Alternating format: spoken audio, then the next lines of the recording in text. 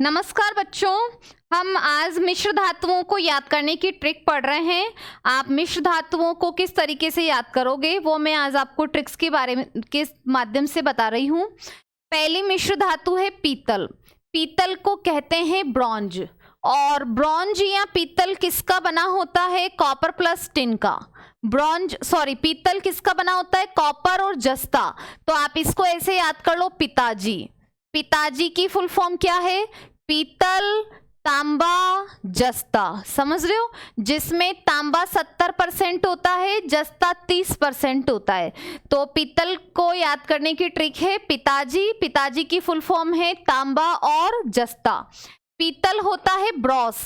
पीतल को कहते हैं ब्रॉस। पीतल को क्या कहते हैं? ब्रॉस। और कांसा होता है ब्रॉन्ज। पीतल को ब्रॉस बोलते हैं और कांसे को बोलते हैं ब्रॉन्ज। कांसा किसका बना होता है? कॉपर प्लस टिन का। लेकिन कांसे में कॉपर का परसेंट होता है 90 और टिन का परसेंट होता है 10। अब पीतल में कॉपर 70% था, कांसे में कॉपर 90% है। और कॉपर और टिन से ही बना होता है घंटा धातु बेल मेटल। तो घंटा धातु बेल मेटल में भी होता है कॉपर प्लस टिन। इसके बाद में तीसरी मिश्र धातु है गन मेटल। अब गन मेटल को आप ऐसे याद कर लो, संताजी गनलाए। संताजी गनलाए। तो इसमें देखो, गन मेटल में सन से एसन और ता से तांबा और जी से जस्ता। सन से एसन, ता से तांबा, जी से जस्ता। तो संताजी गनलाए। तो गन मेटल बनी होती है टिन, तांबा, जस्ता। समझ रहे हो? तो पीतल को तो याद कर लो पिताजी से, गन मेटल को याद कर लो संताजी गनलाए। और जर्मन सिल्वर। जर्मन सिल्वर को कैसे याद करोगे? जर्मन सिल्वर की मैं ट्रिक यहाँ पे लिखती हूँ, है ना। ऐसे याद कर लो, जर्मन सिल्वर। नेताजी जर्मनी भागे। नेताजी जर्मनी भागे। तो इसमें आएगा निकल और तांबा और जस्ता। निकल, तांबा, जस्ता। निकल, तांबा और एक आएगा जस्ता। तो जस्ता भी इसमें 20% होता है। तांबा 60%, निकल और जस्ता 20% तो जर्मन सिल्वर को कैसे याद करोगे? नेताजी जर्मनी भागे। तो निकिल, तांबा, जस्ता। अब इसमें तांबा 60%, निकिल और जस्ता 20% होता है। गन मेटल को याद कर लो संताजी गनलाए। पीतल को याद कर लेना पिताजी। पीतल को कहते हैं ब्रॉस। कांसे को कहते हैं ब्रॉन्ज। और फिर इस्पात या स्टील। स्टील वही होता है जो हम घरों में बर्तन नहीं लाते हैं स्टील के, वही है ये। स्टील बना होता है लोहा प्लस कार्बन, जिसमें कार्बन होता है 1 से 1.5% के लगभग कार्बन होता है इसमें। फिर है स्टेनलेस स्टील, जंगरोधी इस्पात।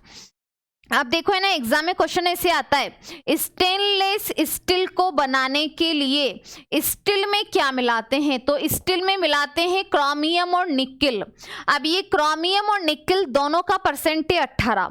याद रखना क्वेश्चन कैसे आता है।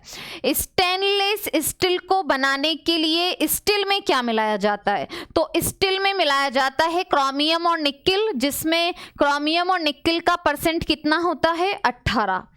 फिर नेक्स्ट मिश्र धातु है टांका धातु सोल्डर। टांका धातु सोल्डर बना होता है सीसा और टिन का। और फ्यूज तार भी किसका बना होता है? सीसा और टिन का। ये सीसा होता है ना, इसी को ही लेड बोलते हैं। और टिन को एसएन का नाम होता है टिन। टांका धातु सोल्डर और फ्यूज तार सेम है, बस टांका धातु में सीसा 33%, फ्यूज तार में सीसा होता है 37%। तो आप ऐसे याद कर लो, फ्यूज उड़ता है तो क्या बजाते हैं? सीटी। फ्यूज उड़ता है तो क्या बजाते हैं? सीटी। तो सीसा और टिन, फ्यूज उड़ने से क्या बजाएंगे? सीटी। तो सीसा और टिन, जिसमें सीसा 37% होता है। सीसे को बोलते हैं लेड। लेड या सीसा 37%, टिन बाकी भाई 100% होती है ना कोई भी चीज, तो सीसा 37% है तो बाकी टिन हो गया। और टांका धातु सोल्डर में सीसा 33%, बाकी टिन होता है। टांका धातु सोल्डर का जो गलनांक है ना वो लेड और टिन से कम होता है। टांका धातु सोल्डर मिश्र धातु का गलनांक लेड और टिन से कम होता है। अब देखो, है ना, कांसा या ब्रॉन्ज और घंटा धातु बेल मेटल, दोनों का कंटेंट सेम है। सेकंड है टांका धातु सोल्डर, ये क्वेश्चन आया हुआ है फर्स्ट ग्रेड के फर्स्ट पेपर में। और फ्यूज तार, दोनों का कंटेंट सेम है, बस इसमें सीसा 33%, इसमें सीसा 37%। तो ऐसे याद कर लेना कि फ्यूज उड़ता है तो क्या बजाते हैं, सीटी। और बाकी देखो नेक्स्ट मिश्र धातु है ड्यूरालुमीन। ड्यूरालुमीन है, ऐसे याद कर लो ड्यूरालुमीन को, मन क्यू मांगे ऑल। ड्यूरालुमीन है मन क्यू मांगे ऑल, मन क्यू मांगे ऑल। तो मैग्नीज, कॉपर, मैग्नीशियम, एल्यूमिनियम। ड्यूरालुमीन में एल्यूमिनियम होता है 95%, समझ रहे हो, ड्यूरालुमीन में एल्यूमिनियम 95% होता है। और ड्यूरालुमीन बनी होती है मन क्यू मांगे ऑल, तो मैग्नीज, कॉपर, मैग्नीशियम, एल्यूमिनियम। मैं नेक्स्ट इधर लिख देती हूँ। ड्यूरालुमीन का यूज करते हैं हवाई जहाज के चद्दर बनाने में। ड्यूरालुमीन का यूज किस में करते हैं, हवाई जहाज के चद्दर बनाने में। और हवाई जहाज के चद्दर ड्यूरालुमीन से क्यों बनाए जाते हैं, क्योंकि ये हवाई जहाज, एक तो ड्यूरालुमीन में एल्यूमिनियम होता है 95%, तो एल्यूमिनियम जो है ना, एक तो ये हल्का होता है, तो एक तो वजन में हल्का हो ताकि प्लेन में वेट नहीं बढ़े। सेकंड, इसमें जंग नहीं लगती, इसका रीजन है कि इसमें जंग नहीं लगती, इसीलिए ड्यूरालुमीन जो होती है ना, इसमें 95% एल्यूमिनियम यूज करते हैं और इसका यूज करते हैं हवाई जहाज के चद्दर बनाने में। तो ऐसे याद कर लो मन क्यू मांगे ऑल। नेक्स्ट है कृत्रिम सोना, आर्टिफिशियल गोल्ड, रोल्ड गोल्ड। ये बना होता है कॉपर प्लस एल्यूमिनियम। तो आर्टिफिशियल गोल्ड में कॉपर होता है 90%, समझ रहे हो। नाइक्रोम के नाम में ही है, नाइक्रोम के नाम में ही है। नाइक्रोम में नाइ से हो गया निकिल, क्रॉस से हो गया क्रोमियम, और इसमें कुछ मात्रा में क्या होता है, लोहा। तो नाइक्रोम में ट्रिक लगाने की जरूरत ही नहीं है, नाइक्रोम के नाम में ही है निकिल, क्रोमियम, कुछ मात्रा में लोहा। और नाइक्रोम का यूज किस में करते हैं, नाइक्रोम का यूज इंपॉर्टेंट है, एग्जाम में पूछते हैं। नाइक्रोम का यूज करते हैं ऊष्मीय प्रसार वाले यंत्रों के फिलामेंट, ऊष्मीय प्रसार वाले यंत्रों के फिलामेंट किसके बने होते हैं, नाइक्रोम के। ऊष्मीय प्रसार वाले यंत्रों के फिलामेंट नाइक्रोम के बने होते हैं।